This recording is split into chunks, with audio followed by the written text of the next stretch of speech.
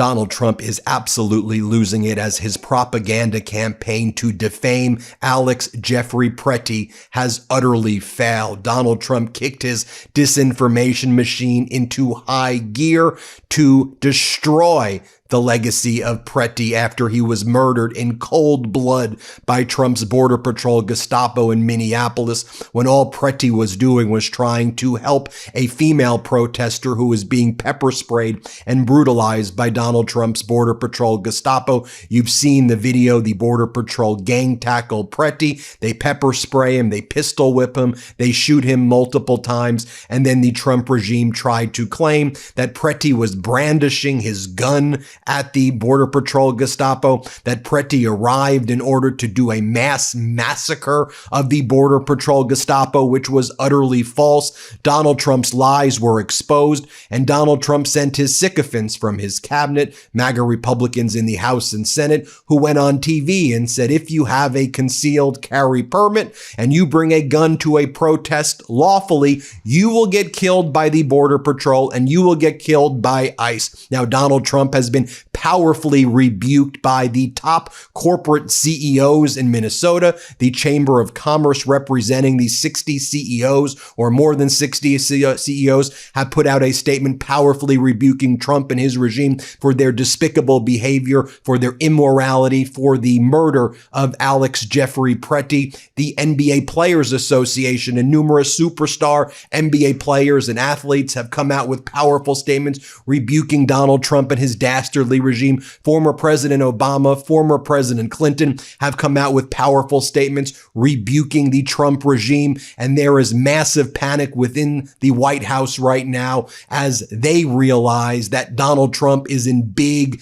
big trouble. Trump's approval is plummeting even lower, if you can imagine that, as Donald Trump has tried to defame Governor Walz and other leaders in Minnesota. Governor Walz called out Donald Trump and said, this is about basic morality, and while we are at it, release the damn Epstein files. Let's not forget this regime is covering up a child sex trafficking ring as well by not releasing the Epstein files. You even had Fox hosts like Maria Bartiromo pissed at the Trump regime and pissed at these Trump sycophants like James Comer, who were showing up on the morning shows. And she's like, we've all seen the video. What the hell is even going on here? You had Second Amendment groups powerfully rebuking Donald Trump, saying, you can't tell us that we don't have a lawful right to carry weapons. There's something called a Second Amendment, and Pretty was lawfully permitted. He had a permit to carry his gun, and he was not brandishing it. He had a concealed carry permit. That's what he was doing.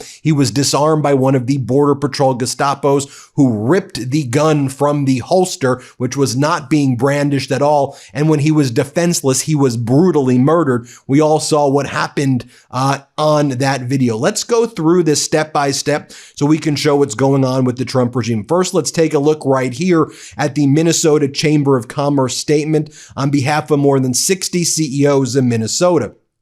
Open letter from CEOs of large Minnesota-based companies and associations. By the way, folks, this is why general strikes work. If these corporations want to try to use and abuse workers, if workers can stand in solidarity together and stand up and say, you're not going to use and abuse our labor in the name of a regime that is killing us. So we're going on a general strike. Here's the letter from the CEOs. The business community in Minnesota prides itself in providing leadership and solving problems to ensure a strong and vibrant state. The recent challenges facing our state have created widespread disruption and tragic loss of life. For the past several weeks, representatives in Minnesota's business community have been working every day behind the scenes with federal, state, and local officials to advance real solutions. These efforts have included close communications with the governor, the White House, the vice president, and local mayors. There are ways for us to come together to foster progress. With yesterday's tragic news, we are calling for an immediate de-escalation of tensions and for state, local, and federal officials to work together to find real solutions. We have been working for generations to build a strong and vibrant state here in Minnesota, and will do so in the months and years ahead with equal and even greater commitment. In this difficult moment for our community, we call for peace and focused cooperation among local, state, and federal leaders to achieve swift and durable solutions that enable families, businesses, our employees, and communities across Minnesota to resume our work and to build bright and prosperous futures. The National Basketball Players Association released a statement following the Trump regime's murder of Alex Pretty and Renee Good, saying that the NBA players can no longer remain silent. The NBAPA is standing up for free speech, civil liberties, and the people in Minnesota demanding justice. And it says, the fraternity of NBA players, like the United States itself, is a community enriched by its global citizens, and we refuse to let the flames of division threaten the civil liberties that are meant to protect us all. And yesterday, the Minnesota Timberwolves played the Golden State Warriors in an NBA matchup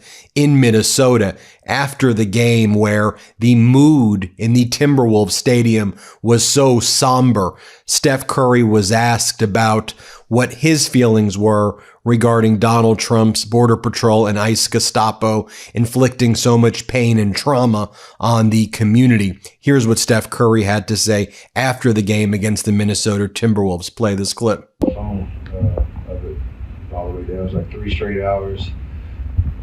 Negative 10-degree weather. It was beautiful to see that turnout. It speaks to how important people felt to have their voice heard, and those elements, and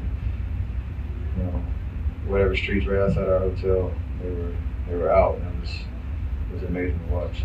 So your day yesterday, were you part of the conversation on if the game should have gone on or not? I talked to Coach, who was talking to obviously the Wolves organization, Timberwolves organization, and it was very similar to. It's hard to catch up to everything that's going on here in the community when you just fly and you understand what's going on, but how it affects players, the staff, the entire franchise, the families, and just supporting them in whatever decision made sense. Obviously talking to the league, so that was pretty much it. And then the coach of the Golden State Warriors, Steve Kerr, said the following. Play this clip. Honestly, what I felt was that their group suffered. I thought the vibe in the stands, it was one of the most bizarre, sad games I've ever been a part of. You could feel in the somber atmosphere their team. We could tell they were struggling with everything that's been going on, and what the city has been through. So it was very sad. It was a sad night. We're obviously we got the win and we're happy about that, but very difficult to see so many people struggling and sad. And they came to the game to try to forget about stuff, I guess, but I don't think anything went away for the city and for their team. I think they were suffering from the effects of everything. Now, what is Donald Trump doing? Donald Trump gave a bizarre interview to the Wall Street Journal. In an interview, the president says that immigration enforcement officers may leave at some point, but what he says is, I don't like any shooting, but I don't like it when somebody goes into a protest and he's got a very powerful, fully loaded gun with 2 magazines loaded up with bullets also. That doesn't play good either. Someone who had a concealed carry lawful permit and was concealed carrying and did not point the gun at any of the Border Patrol Gestapo. So in other words, Donald Trump and your entire regime, you don't believe in the Second Amendment. Instead, I suppose what you care about is allowing people to carry semi-automatic weapons around schools. That's when you defend the Second Amendment. But when someone has a lawful permit for a concealed carry weapon, the way Alex Pretty did, then you say you deserve to die at protests. That's what you're saying.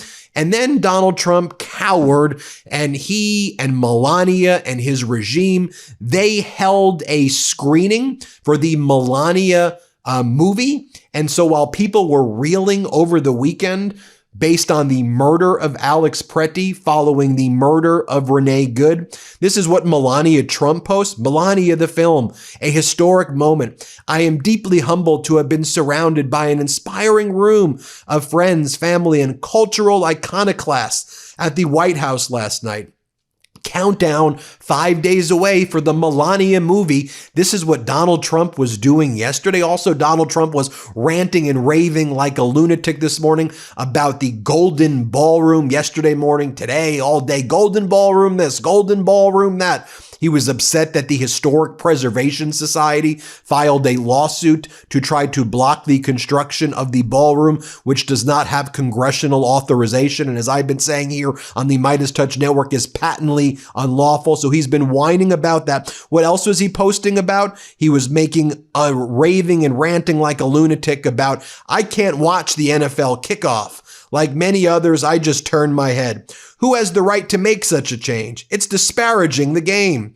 And then he posts the following. Minnesota is a criminal cover-up of the massive financial fraud that has gone on, exclamation point. How utterly pathetic. Now, the American people are not buying the propaganda that the Trump regime is selling. Was the shooting of the man in Minneapolis on Saturday justified? Only 20% of Americans say it was justified, according to the latest polling data. How about Trump's approval on immigration, according to Rasmussen, Donald Trump's favorite pollster? Donald Trump there has a net negative 14 approval on immigration from Rasmussen.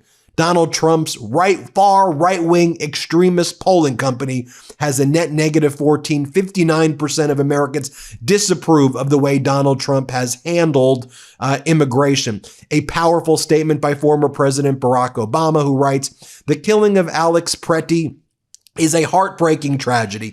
It should also be a wake-up call to every American, regardless of party, that many of our core values as a nation are increasingly under assault. Former President Bill Clinton writes, over the course of a lifetime, we face only a few moments where the decisions we make and the actions we take will shape our history for years to come. This is one of them. At the Target Center, where the Minnesota Timberwolves play, the Dunkers, the group that pumps up the crowd, they were wearing shirts that say "Ice Out."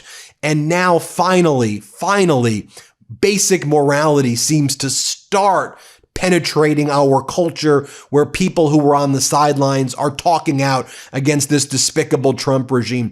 Yesterday afternoon, Donald Trump sent out Greg Bovino, the Border Patrol Gestapo leader, who made things even worse for the Trump regime.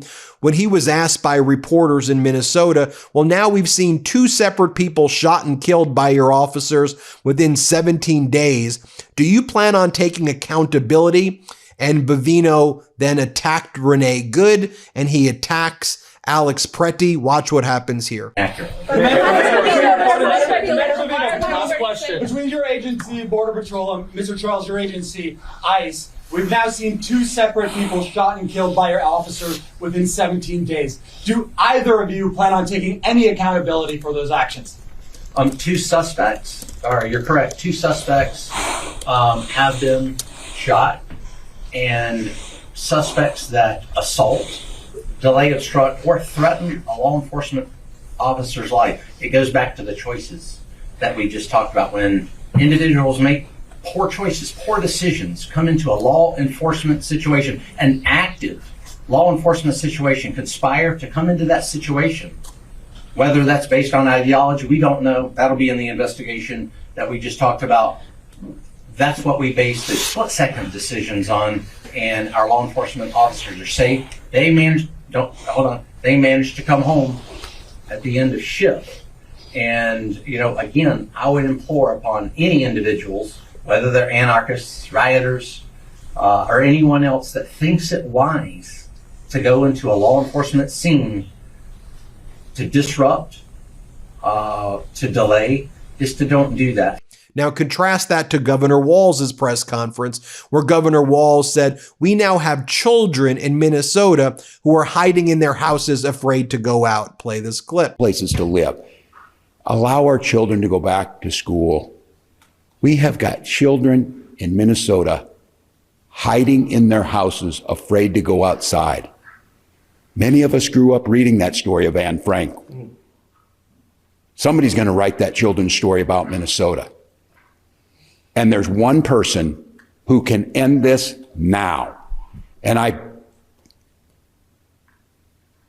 I'll go back to it again. Please show some decency, pull these folks out, reset this situation, and allow us to do the job that the Attorney General, myself, were elected to do, protect the people of Minnesota and carry out the laws of Minnesota. We'll be back with you when we get more information. So contrast Governor Walz, empathetic, actually fighting for the people of his state. Compare that to Greg Bavino, the Border Patrol Gestapo leader, when he was asked, so are you blaming the victims here? Are you blaming Renee Good and Alex Pretty? Bavino said, the real victims here are the Border Patrol agents, the shooters, the killers, the murderers. They're the real victims here. Play this clip. With respect, it feels as though in some ways you're blaming the victim here. The victims are the Border Patrol agents. I'm not blaming the Border Patrol agents. The victim are the Border Patrol agents. The suspect put himself in that situation. The victims are the Border Patrol agents there. Then you had Governor Walz say, this isn't a political debate. This is about basic morality here. Let's play this clip. We're no longer having a political debate. We're having a moral debate. We all want secure borders and immigration enforcement that prioritizes criminals. And I want to thank the press, especially the local press, who has done a deep dive to show that's exactly what Minnesota does. But what you're seeing is not common sense, lawful, or humane enforcement. That's not what this occupation is about. And then you had Bavino, Donald Trump's Border Patrol Gestapo, attack the parents of the children who are getting kidnapped by the Border Patrol and ICE Gestapo. Here, play this clip. Is a choice, and there are always actions that result from our choices. When you choose to use your 5-year-old child as a shield to evade law enforcement, that is a choice that someone makes. And there are actions and consequences that result from that choice. Or when you're a politician or a community leader, you make a lot of choices there, some very important, wide-ranging, and in-depth choices. When, as a politician, if you choose collusion and corruption as a choice, then there are consequences and actions that take place because of that. Just a reminder, by the way, this is what the MAGA base was always telling us were the way they protested, where they would bring their semi-automatics, their AR-15s, and other weapons of war to protest. Remember when they stood outside the state capitol building in Michigan with their semi-automatic weapons? And they said, that's what we do. That's fine. That's how you roll. But then now they're saying, or now the Trump regime is saying, having a lawful concealed carry permit and having a gun in a concealed carry posture now constitutes grounds to be killed and to be murdered by Donald Trump's ICE Gestapo. Let me just share with you some of the statements coming in from Alex Pretty's friends. A friend of Alex Pretty says, rest in peace, Alex Pretty. You are courageous, kind soul, unjustly murdered. You will be deeply missed. Here's another statement. Alex and I were friends freshman year of college and lived in the same dorm. We drifted apart because life happens, but I had always sort of wondered how we ended up. As it turns out, he was a helper up until the very end. He was the best of us. It's shattering. Thinking of his family and those closest to him. Or this post. I am incredibly sad that one of the sweetest people, this is a former coworker, I knew was killed by ICE agents. He worked in a neighboring lab years ago.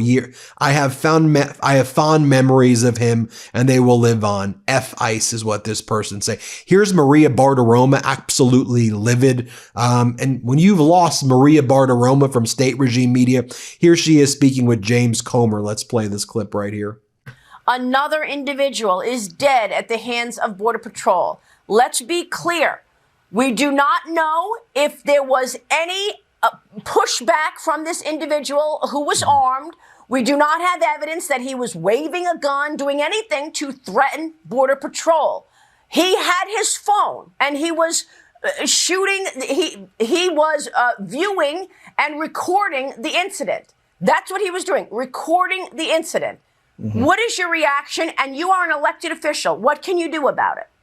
Well, look, I don't think there's any question a majority of Americans want President Trump and ICE to go in and apprehend the criminal illegals. That's what President Trump campaigned on, and he's doing exactly what he said. I look at what happened in Minneapolis versus what happened in Washington, D.C. When President Trump sent the National Guard into Washington, D.C., the Mayor Muriel Bowser, supported that. She worked, her local law enforcement worked with the president, and in a short period of time, they have really been successful in reducing the amount of crime in Washington, D.C. That was a big success. Fast forward to where we are in Minneapolis. We have a governor, an attorney general, and a mayor of Minneapolis who are getting people jacked up, trying to get them, convinced that this is, some type of illegal raid, that all their lives are threatened, and they've got all these white liberals coming in, trying to run over ICE, trying to, spray them and do everything to disrupt.